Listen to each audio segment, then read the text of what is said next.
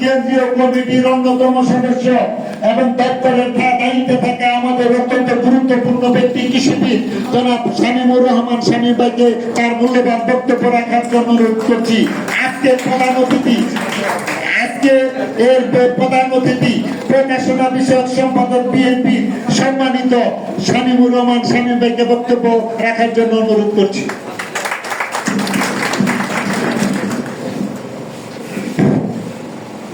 বিসমিল্লাহির রহমানির রহিম। রব্বানা আতিনা মিন লাদুনকা রাহমাতাও ওয়া হায়্যি লানা মিন আমরিনা রাশাদ। সূরা কাহাফের একটি আয়াত। প্রতি জুম্মার দিনে আমাদের এই সূরাটা পড়া উচিত।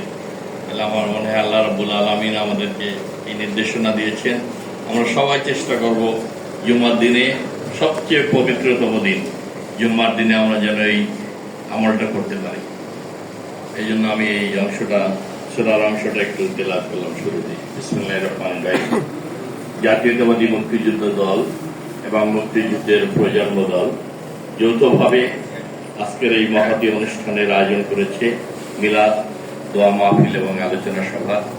আমাদের প্রাণপ্রিয় নেত্রী, দীর্ঘ ৪৩ বছরের রাজনৈতিক জীবনে যিনি ৩ বারের প্রধানমন্ত্রী, ২ বারের বিরোধী দলীয় নেত্রী থেকে দীর্ঘ ৪৩ বছরের এদেশের মানুষের অধিকার প্রতিষ্ঠার সংগ্রামে যিনি আপসহীন ভূমিকা পালন করেছেন। দুইটি সামরিক সরকারকে পরাজিত করে জনগণের শক্তিতে বলিয়ান হয়ে যিনি দেশে গণতন্ত্র পুনঃপ্রতিষ্ঠা করেছেন, যিনি দীর্ঘ ১৭ বছর ফ্যাসিবাদ, একদলীয় কর্তৃত্ববাদী খুনি হাসিনার বিরুদ্ধে লড়াই সংগ্রামে পরাজিত হননি।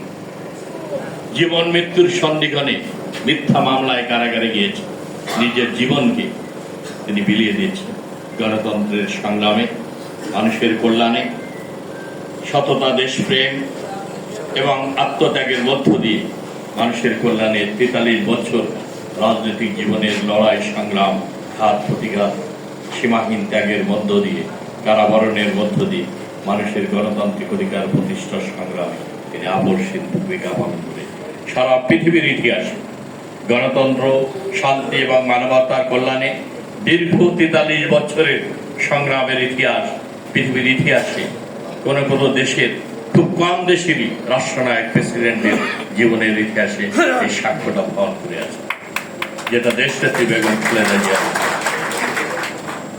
আমি দেখি না, নেলসন ম্যান্ডেলাকে দেখেছি ২৬ বছরে কারাগারে মানুষের মুক্তির সংগ্রামে লড়াই করেছে। আব্রাহাম লিঙ্কন করেছেন, জন এফ কেনেডি করেছেন।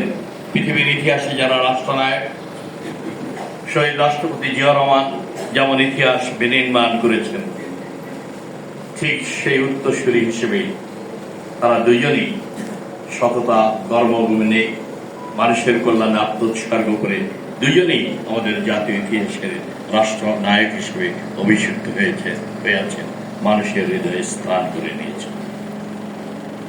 তারই সৃষ্টি করা আমাদের গঠনতন্ত্রের জাতীয়তাবাদী দলের ১ নম্বর দল, অঙ্গ সংগঠন মুক্তিযুদ্ধ দল আজকের এই মহতী আয়োজন করেছে দেশনেত্রী বেগম খালেদা জিয়ার ৮০তম জন্মবার্ষিকী এবং ৮১তম জন্মদিন, অর্থাৎ ৮০ বছর অতিক্রান্ত হয়েছে। ৮১ সালে ৮১ বছরের শুরুতে এই দিনে আমরা আল্লাহ রাব্বুল আলামিনের কাছে দোয়া করব, হে মহান রব, এবং আমাদের প্রিয় নেত্রীকে হায়াতে তৈয়বা দান করুন, সুস্থতা দান করুন।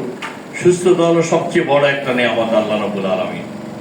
আপনি যদি সুস্থ না থাকেন কোনো কিছুই ভালো লাগবে না।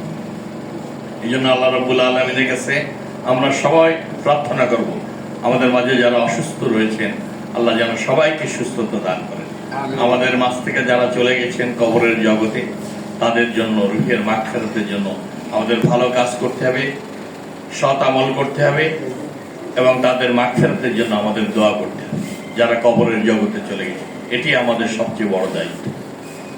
এই জন্য তো আল্লাহ রাব্বুল আলামিন ছোট্ট একটি সূরার মধ্যে বলেছেন, সূরা আসর আপনারা দেখেছেন, দেখেন ছোট্ট একটি আয়াত, মাত্র কয়েকটি আয়াত, আল আসর ইন্নাল ইনসানা লাফি খুসর ইল্লাল্লাযীনা আমানু আমিলুস সলিহাত অতাওয়াসসাবিল হাক্কি অতাওয়াসসাবিস সব। আল্লাহ রাব্বুল আলামিন স্পষ্ট করে জানিয়ে দিচ্ছেন, অলাস সময়ের কসম, ইন্নাল ইনসানা লাফি খুজ, নিশ্চয়ই মানুষ ধ্বংস এবং ক্ষতির মধ্যে রয়েছে। ইল্লাল্লাযিনা আমানু, শুধুমাত্র ওই ব্যক্তিরা ছাড়া যারা আমি আল্লাহর প্রতি ঈমান এনেছে, তারা ছাড়া যারা সৎ কাজ করেছে এবং সবর করেছে এবং যারা সৎ আমল করেছে, তারা ছাড়া, এই 4 শ্রেণীর ব্যক্তি ছাড়া সবাই ধ্বংস এবং ক্ষতির মধ্যে রয়েছে।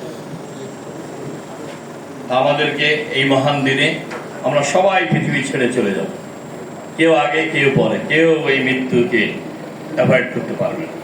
আমাদেরকে এই দুনিয়াতে আমরা এমন ভাবে চলবো, সৎ আমল করব, হকের পথে থাকবো, সত্যের পথে থাকবো এবং সবর করব, তাইলে আল্লাহ রাব্বুল আলামিন দুনিয়াতে এবং আখিরাতে আমাদেরকে কামিয়াবি দান করবে। আমি মনে করি আজকের যে জাতীয়তাবাদী দল রয়েছে, এটা পুনর্গঠিত হবে। আমাদের ভারপ্রাপ্ত চেয়ারম্যান, আগামী দিনের রাষ্ট্রনায়ক শহীদ রাষ্ট্রপতি জিয়া রহমান, দেশনেত্রী বেগম খালেদা জিয়ার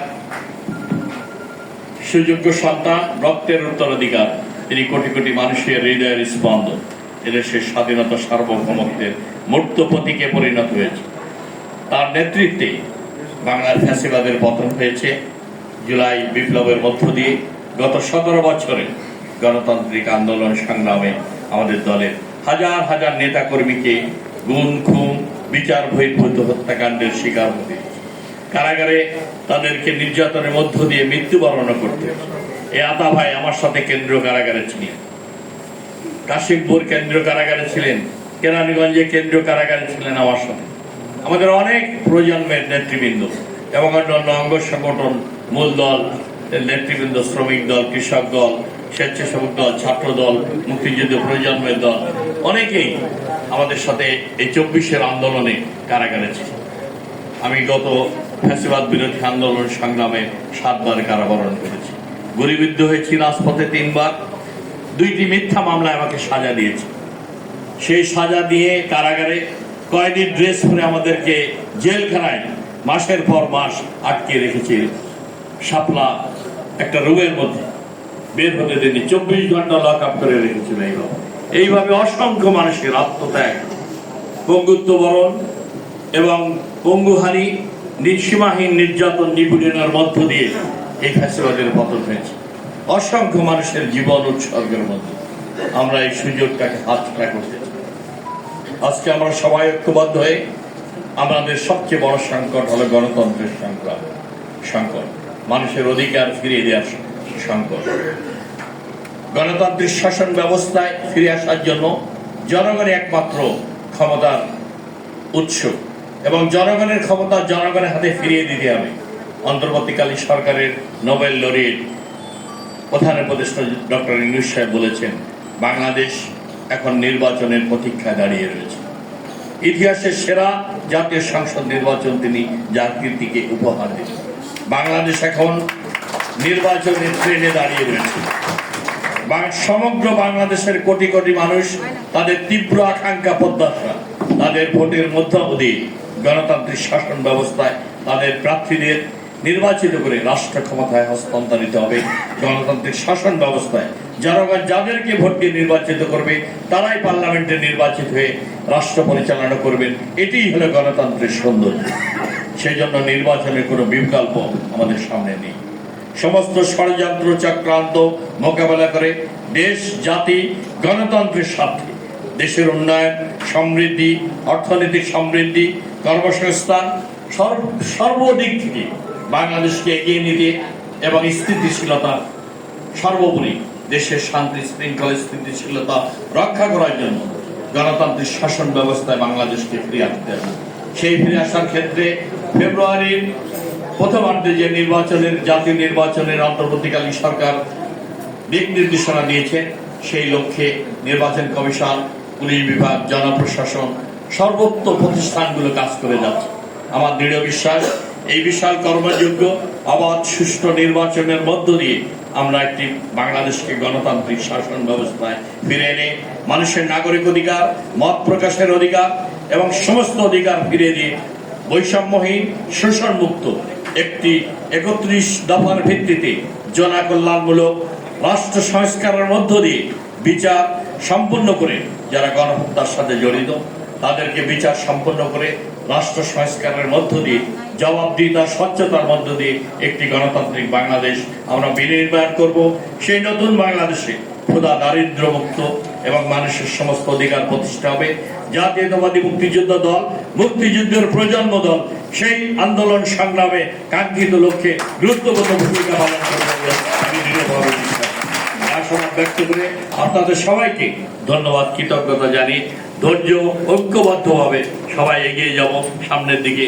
মুক্তিযুদ্ধ দল, প্রজন্ম দলকে শক্তিশালী করে জাতির আশা আকাঙ্ক্ষা পূরণে আমরা দৃঢ় প্রতিজ্ঞ থাকবো, শপথবদ্ধ থাকবো। এই আশাবাদ ব্যক্ত করে আপনাদের সবাইকে ধন্যবাদ, কৃতজ্ঞতা জানিয়ে এই মঞ্চে যারা উপস্থিত রয়েছেন বীর মুক্তিযোদ্ধারা, হাজী অলিউল্লাহ বাবলু ভাই সভাপতিত্ব করছেন, বীর মুক্তিযোদ্ধা মোহাম্মদ কুতুবুদ্দিন, বীর মুক্তিযোদ্ধা নূর আহমেদ সাহেব, জনাব আনিস আওয়াল এডিশনাল সেক্রেটারি বীর মুক্তিযোদ্ধা, জাতির কৃতি সন্তান নূর আলম বীর মুক্তিযোদ্ধা, মহিউদ্দিন বুলবুল, অ্যাডভোকেট আব্দুল হালিম, আজিজুল হক দুলাল, মীর মোশাররফ হোসেন, মনিরুল ইসুফ, হেদায়েতুল্লাহ, ক্যাপ্টেন অবসরপ্রাপ্ত মিজানুর রহমান, নূর হোসেন মোল্লা, শাহ আলম সহ মহিউদ্দিন বুলবুল, বীর মুক্তিযোদ্ধা মোহাম্মদ আজিজুল হক সহ মোহাম্মদ মহাসিম এবং সর্বশেষে আমার ছোট ভাই সোহাগকে নিয়ে গাজীপুর থেকে এসেছিলেন মুক্তিযুদ্ধ প্রজন্ম দলের বলিষ্ঠ নেতৃত্ব, অত্যন্ত সাহসী ত্যাগী নেতা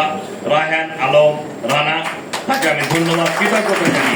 আপনারা যারা দূর দূরান্ত থেকে এসেছেন সবার প্রতি সশ্রদ্ধ সালাম কৃতজ্ঞতা জানিয়ে আমার আরেকটি প্রোগ্রাম রয়েছে, এই জন্য আমাকে খেয়ালে যেতে হবে কেন্দ্র অফিসের সামনে। আপনাদের সবার কাছে ক্ষমা চেয়ে আমি বিদায় নিচ্ছি। আপনাদের সবাইকে ধন্যবাদ। আল্লাহ রাব্বুল আলামিন আমাদের সবাইকে হেফাজত করুন, যেন আমরা সবাই ভালো থাকতে পারি। আর যারা আমাদের মাঝ থেকে চলে গেছে তাদের জন্য আমরা দোয়া করব, যারা অসুস্থ রয়েছেন তাদের জন্য দোয়া করব। আমাদের বীর মুক্তিযোদ্ধারা অনেকেই বয়স অনেক হয়ে গেছে, অনেক অসুস্থ, অনেকে মারা গেছেন, সবার জন্য আমরা দোয়া করব। এই আশাবাদ ব্যক্ত করে সবাইকে ধন্যবাদ, কৃতজ্ঞতা জানিয়ে আমার বক্তব্য শেষ করছি। আল্লাহ হাফেজ।